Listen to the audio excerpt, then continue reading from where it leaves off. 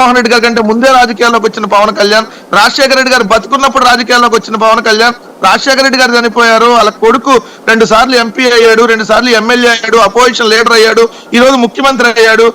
వాళ్ళందరూ ఒక మంచి పరిపాలన అందిస్తుంటే వీళ్ళందరూ జగన్మోహన్ రెడ్డి గారిని ఎదుర్కోవడానికి ఎంతమంది ఇక్కడ ఈ పీకే సరిపోవడానికి బీహార్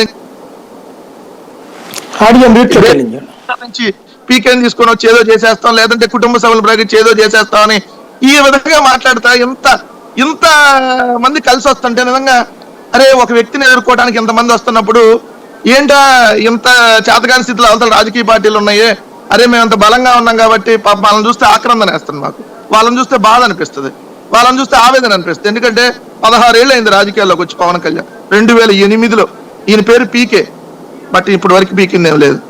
ఎందుకంటే చెప్పాను కదా జగన్మోహన్ రెడ్డి గారు పవన్ కళ్యాణ్ రాజకీయం వైపుకి వెళ్ళిపోతున్నా షర్మిల నుండి సార్, షర్మిల ఇష్యూ నుంచి ఎట్టుకో వెళ్ళిపోతున్నాం మనం. లేదు కదా సార్, ఇప్పుడు ఇవన్నీ ఎందుకంటే ఇప్పుడు ఈ వార్తలను బట్టి నేను కూడా చెబుతున్నాను సార్, ఇవన్నీ రాస్తా.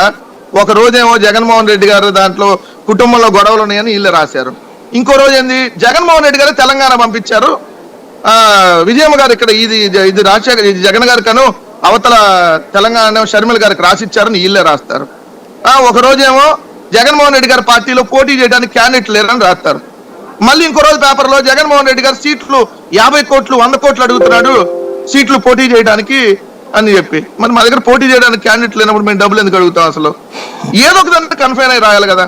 ఒకదానికి ఓదానికి పొంతలు లేని రాతలు రాస్తా. సుబ్బారెడ్డి గారు వెళ్ళారంట, మరి వెళ్ళినప్పుడు ఈయన ఉన్నారు చూసారా? ఎందుకు వెళ్తారు, ఏం వెళ్తారు నాకు అర్థం కాలేదు సార్. సుబ్బారెడ్డి గారు షర్మిల గారు ఒకళ్ళు కలిశారు, మామూలుగానే కలుస్తారు, దాంట్లో ఉంది కుటుంబ సభ్యులుగా కలుస్తారు. విజయం గారు జగన్ గారి ఇంటికి వస్తే వారం 10 రోజులు ఉండి వెళ్తారు ఇక్కడ, అట్లా షర్మిల గారి ఇంటికి వెళ్తే ఇంకో వారం 10 రోజులు ఉండి వెళ్తారు.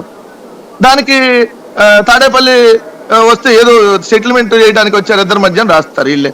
ఏంది తల్లి కొడుకు దగ్గరకు వస్తే సెటిల్మెంట్ చేయడానికి వచ్చారంట, ఇద్దరి మధ్య దీన్ని ఏదో చేయడానికి వచ్చారని వీళ్ళే రాస్తారు.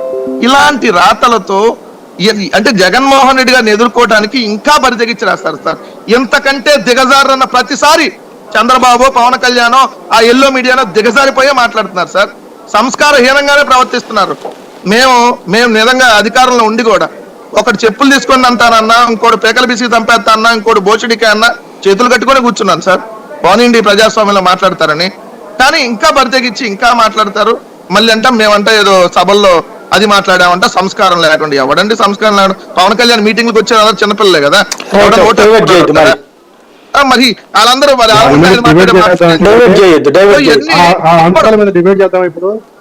డెఫినెట్ గా చేద్దాం సార్, ఎందుకంటే చాలా అయింది కదా మనం.